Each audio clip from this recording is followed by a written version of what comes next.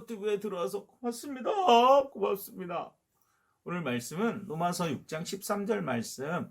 또한 너희 지체를 불의의 무기로 저에게 내어주지 말고 오직 내 자신을 죽은 자 가운데서 다시 살아난 자 같이 하나님께 드리며 너희 지체를 의의 무기로 하나님께 드리라.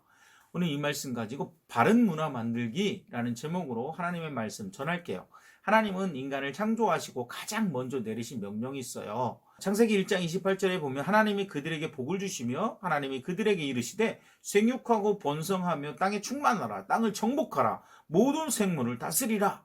이 말씀을 주셨는데 이 말은 문화 명령이라고 해요. 문화는 우리가 살아가기 위해서 필요한 모든 것을 일컫는 말인데 먹는 것, 입는 것을 포함해서 언어나 학문이나 예술 등을 다 포함시켜요.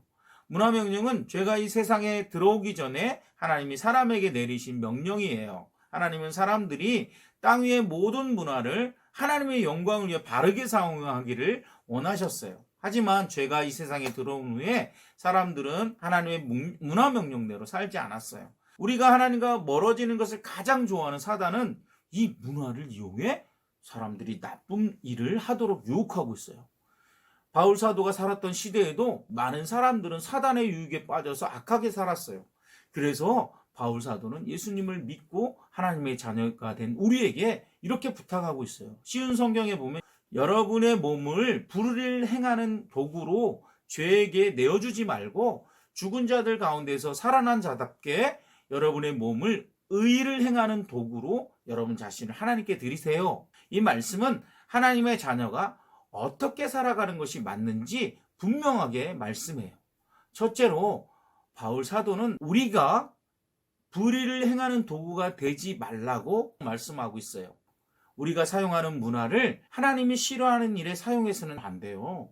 도 안 하고 오랜 시간 게임만 해서 부모님의 근심이 되면 안 돼요. 야한 동영상을 보거나 폭력적인 영상을 보서는 안 돼요. 또한 스마트폰을 통해서 문자나 사진이나 동영상을 찍어서 다른 친구들을 괴롭히면 안 돼요. 친구에게 심한 욕을 해서 마음을 아프게 하는 것도 우리 몸을 불의하게 사용하는 것이 될 수 있다는 거죠. 두 번째로 우리의 몸을 의로운 일을 하는 도구로 사용하라고 말씀하고 있어요. 여러분, 어려움을 당한 친구들에게 문자나 SNS를 통해서 위로할 수 있어요. 또한 복음을 전하는 일을 이 방법들을 활용할 수 있어요. 인터넷 속에는 성경을 찾을 수 있는 프로그램들이 있고 스마트폰을 통해서 성경 말씀을 언제 어디서나 읽을 수 있어요. 우리는 이런 프로그램들을 우리 신앙에 유익이 되는 도구로 활용할 수 있어요. 우리는 예수님이 모든 죄를 다 지시고 십자가에 죽으심으로 하나님의 백성, 하나님의 자녀가 되었어요.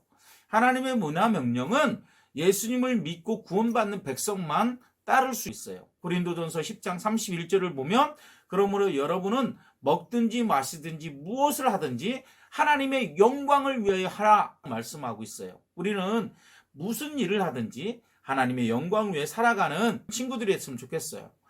구원받은 백성답게 자신의 욕심을 따라 살지 않고요. 다른 사람의 유익을 구하며 살아가는 모습이 있어야 된다는 거죠. 그래서 우리 모두가 말씀에 순종하여 하나님께서 우리에게 허락하신 하나님의 문화명령을 아름답게 지켜가는 모든 친구들이 되길 바라요. 여러분, 한 주도 안녕.